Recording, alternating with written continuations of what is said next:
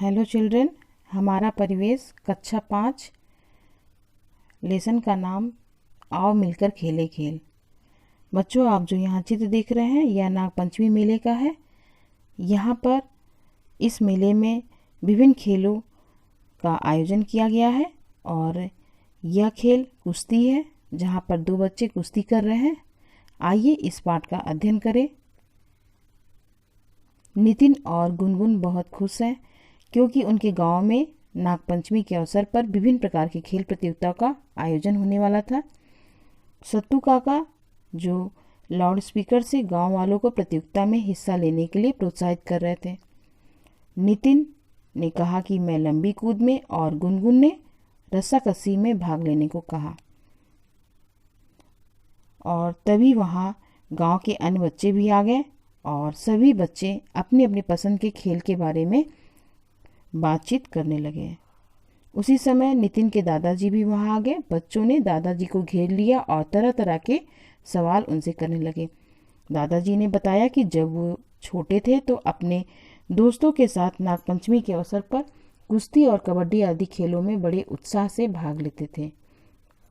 आओ जाने रस्सी कूद, कुर्सी दौड़, गेंद तड़ी, कुश्ती, रस्साकसी, टच एंड पास, खेरे में टप्पा, खो खो, कबड्डी आदि स्थानीय खेल है।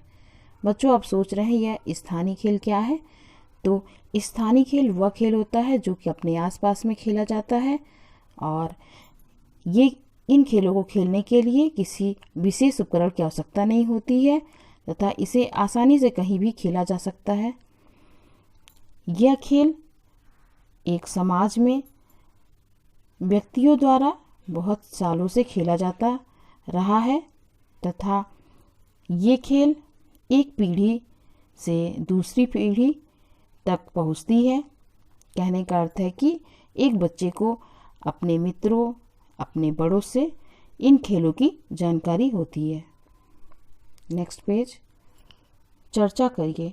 यहाँ पर कुछ चर्चा के बिंदु हैं जिनके आप उत्तर आसानी से दे सकते हैं।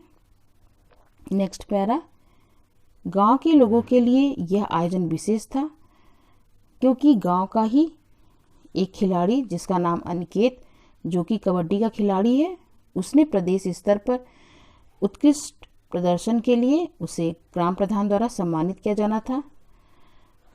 अनिकेत के अच्छे प्रदर्शन के कारण ही उसका चयन राष्ट्रीय स्तर की टीम में भी हो गया था। यह सभी गांववासियों के लिए सम्मान की बात थी। इस अवसर पर आसपास के अन्य गांव के लोग भी इकट्ठे हुए थे।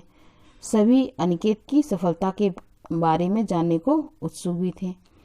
अनिकेत ने सम्मान ग्रहण करने के उपरांत गांव के सभी बड़ों से आशीर्वाद लिया। अपनी सफलता के लिए पूछे गए सवाल के जवाब में अनिकेत ने अपने अनुभवों को सबके साथ साझा किया। मोहित को खेलों में बहुत रुचि है। मोहित का पैर पोलियोग्रस्त हो गया था किंतु खेलों के प्रति उसका लगाव कभी कम नहीं हुआ। बच्चों, ऐसे बच्चे दिव्यांग बच्चे कहलाते हैं। मोहित अपनी बैसाखी के सहारे खेल प्रतियोगिताओं का आयोजन देखने आया था। अनिकेत के अनुभवों को सुनकर मोहित की आंखों में आंसू आ गए।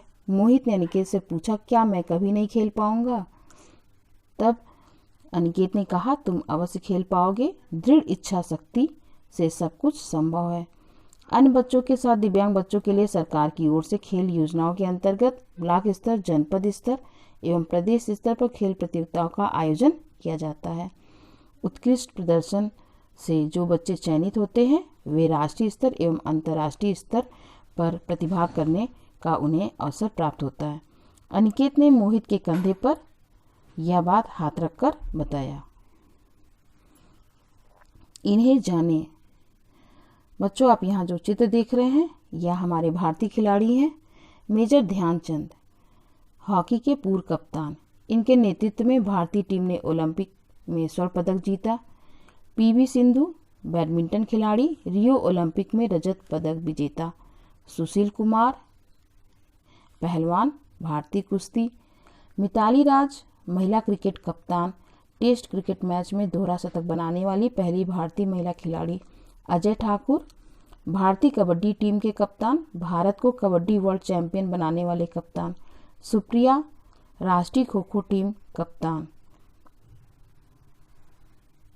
Hockey, football, cricket, badminton, judo, gymnastic, athletics या दौड़, कबड्डी, मलखम्ब, खो खो आदि राष्ट्रीय खेल हैं। हॉकी के खिलाड़ी मेजर ध्यानचंद के जन्मदिन 29 अगस्त को भारत में राष्ट्रीय खेल दिवस के रूप में मनाया जाता है। एक बार फिर से बता दें, राष्ट्रीय खेल दिवस 29 अगस्त। हमारा राष्ट्रीय खेल हॉकी है। चर्चा करिए। यहाँ कुछ चर्चा के बिंदु दिए हैं जिसे आप बता सकते हैं। कुछ भी मुश्किल नहीं। पैरा ओलंपिक खेल में दुनिया भर के शारीरिक तौर पर दिव्यांग खिलाड़ी हिस्सा लेते हैं। इन खिलाड़ियों का जज्बा और जीत की कोशिश इनकी शारीरिक कमजोरियों को पीछे छोड़ देती है। हमारा गौरव।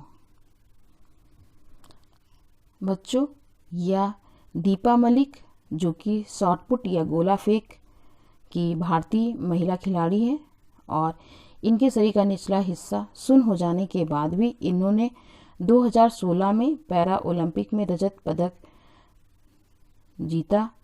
ये जैवलिन थ्रो, तैराकी एवं मोटर रेसलिंग से जुड़ी एक दिव्यांग भारतीय खिलाड़ी हैं। पैरा ओलंपिक खेलों में उल्लेखनीय उपलब्धियों के कारण भारत सरकार ने इन्हें अर्जुन पुरस्कार प्रदान किया। दूसरा चित्र यह तमिलनाडु के मरियप्पन थंगावेलु हैं जिन्होंने ऊंची कूद में स्वर्ण पदक जीता। 5 साल की उम्र में एक दुर्घटना में उनका एक पैर जख्मी हो गया था। इलाज के बाद भी ठीक नहीं हुआ। गरीबी और शारीरिक कमजोरी के बाद भी उन्होंने हार नहीं मानी। अपनी कड़ी मेहनत और लगन से स्वर्ण पदक हासिल किया। ऐसे ही लोगों की बदौलत भारत का नाम विश्व स्तर पर चमक रहा है। अभ्यास का महत्व। आइए, खेलकूद से हमारे जीवन में क्या महत्व है। खेलकूद में शारीरिक स्वास्थ्य एवं अभ्यास का महत्वपूर्ण स्थान है। निरंतर खेल का अभ्यास हमारी शारीरिक और मानसिक सक्रियता को बढ़ाता है। खेलकूद से हम अनुशासित, धैर्यवान, समयबद्ध और विनम्र होते हैं। खेल का अभ्यास करने से आत्मविश्वास बढ़ता है जिससे खेल के कौशल एवं बारीकियों को तीव्र गति से सीखा जा सकता है। हम खेल में नियमित अभ्यास एवं कुशलता से प्रदेश एवं राष्ट्रीय स्तर पर सफलता प्राप्त कर सकते हैं। अतः प्रतिदिन अपने मनपसंद खेलों का अभ्यास अवश्य करना चाहिए। खेल हमें आनंद की अनुभूति भी कराता है। हमारे कुछ पारंपरिक खेल कबड्डी, लट्टू घुमाना, जिब्बी फोड़, गिल्ली डंडा आदि प्राचीन काल से लेकर आज तक के खेलों के स्वरूप में महत्वपूर्ण बदलाव हुए हैं।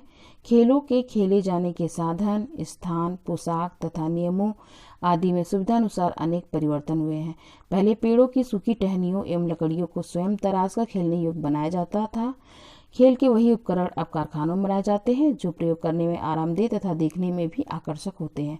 खिलाड़ियों के लिए दूसरे टीम से अलग दिखने के लिए अनेक रंगों के सुविधाजनक स्पोर्ट्स किट उपलब्ध है। खेलने के लिए स्टेडियम एवं खेल मैदान बनाए गए हैं जहां ट्रैक, मैदान में दौड़ने की लाइन एवं प्रकाश आदि की उचित व्यवस्था रहती है और खिलाड़ियों को खेलने के लिए आदर्श कोर्ट यानी खेलने का निर्धारित स्थान उपलब्ध होते हैं। स्टेडियम में बहुत सारे लोग एक साथ बैठकर खेलों का आनंद ले सकते हैं। तो बच्चों, आपने इस पाठ से जाना कि हमारे स्थानीय खेल या पारंपरिक खेल कौन कौन से होते हैं और इन खेलों को कैसे खेला जाता है और प्राचीन काल से लेकर आज तक खेलों में क्या क्या बदलाव या परिवर्तन हुए तथा इन खेल से हमारे जीवन में क्या महत्व है, इन सभी के बारे में आपने जाना। Please like, share and subscribe. Thank you.